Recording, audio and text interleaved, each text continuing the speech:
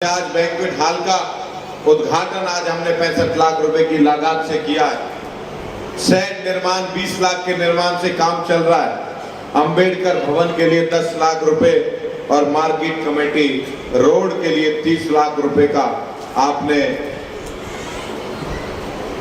जो ये काम शुरू हो चुके हैं। और आने वाले समय पर मैंने जो अपनी ओर से इन्होंने कुछ मुझे लिस्ट दी थी, भाई दिनेश ने बिना आपसे जानकारी रखी कि नहीं रखी, लेकिन मैंने 50 लाख रुपए के भगवान परशुराम भवन के लिए चंडीगढ़ भेज दिए हैं। हिरणी के रास्ते के लिए 18 लाख रुपए भेज दिए हैं और व्यायामशाला के लिए 44 लाख का एस्टीमेट बनाकर चंडीगढ़ भेज चुका हूं। मैं आए काम के लिए आपसे मुझे कहने की आवश्यकता नहीं पड़ेगी, आपका दिया हुआ सब कुछ है। आपके आशीर्वाद से यहीं हुए, कोई मुगालता नहीं है। अगर आप आशीर्वाद ना होते तो इस शक्ति और इस साहस में नहीं कर पाता। हमारी माताएं बहनों ने जो आशीर्वाद एक बच्चे को अपने लाड़ प्यार से ऐसे देती है, दुलारती है, ऐसे मुझे दुलारा। मैं साथियों, मेरे बड़े भाई श्री दिनेश ने जो लिस्ट मेरे सामने रखी है, खेल स्टेडियम की मांग मेरे सामने रखी है। मैं खेल स्टेडियम की फिजिबिलिटी और गांव के जो आप जमीन देने वाले वो मेरे विभाग के नाम करके मैं जरूर इसको जल्दी को काम शुरुआत आपके लिए कर दें। बीसी चौपाल के लिए आपने बारात घर के लिए अहिल्याबाई होलकर भवन के लिए एक ऐसी माता राजमाता हमारी अहिल्याबाई होलकर जिसने 300 साल पहले हिंदू संस्कृति को, सनातन संस्कृति को मजबूत करने के लिए उस समय पे मंदिरों का जीर्णोद्धार किया था, उनके नाम पे बनाने का काम कर रहे हो। मैं उसके लिए भी आप मान के चलिएगा, जो लिस्ट आप मुझे खेत कल्याण के रास्ते की हो, युवाओं के स्टेडियम की हो, बच्चों के लिए कोई खेल के सामान की हो, चाहे कोई रविदास भवन की, फिरनी के निर्माण की, शमशान घाट के निर्माण की, जिस भी प्रकार की आपने मुझे मांग दी है, ये मांग आपकी सारी मान ली जाएंगी, आपके कार्यकाल में पूरे करा दिए जाएंगे। मैं आपको इससे भी ज्यादा आपको लगता हो मेरे लायक कोई और काम भी आप समझते हो कि गौरव से मिलकर ये काम कराना चाहिए, गौरव गौतम के दरवाजे, आपके बालक और आपके बेटे के दरवाजे 24 घंटे आपके लिए खुले हुए हैं, भरोसा देने के।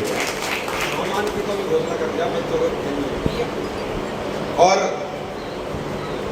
कोई भी आपको लगता हो, मैं तो एक मंच के माध्यम से ये आग्रह भी करूंगा, हर मंच से करने का प्रयास करता हूं कि गांव की लड़ाई को गांव में सुलझवा लेना, मेरे तक मत लाना।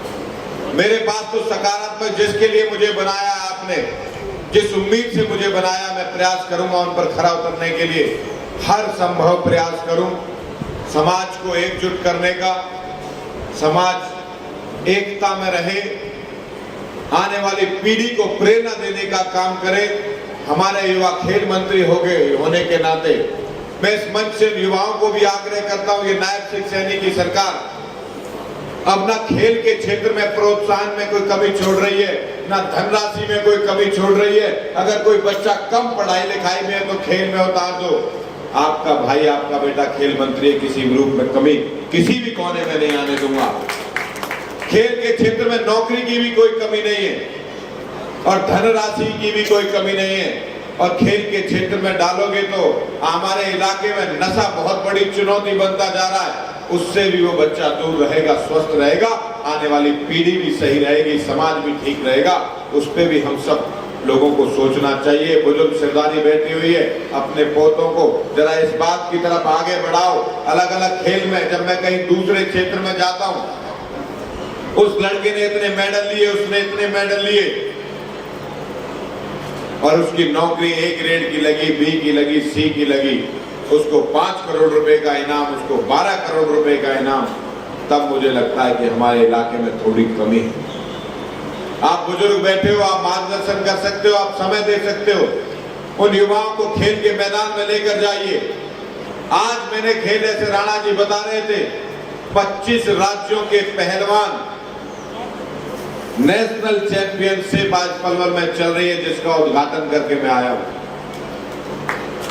और वो उद्घाटन 25 प्रदेशों के खिलाड़ी मैंने पलवल में करने का कार्यक्रम इसलिए किया कि हमारे युवाओं को प्रेरणा मिले, हमारे युवा उस खेल को देखने के लिए जाएं, उनसे कुछ सीखें और उस क्षेत्र की तरफ आगे बढ़ें। अगर खेल के क्षेत्र में आगे बढ़ेंगे तो स्वाभाविक रूप से किसी चीज की कमी नहीं होगी, ये भरोसा देने के लिए मैं आपके आया हूं।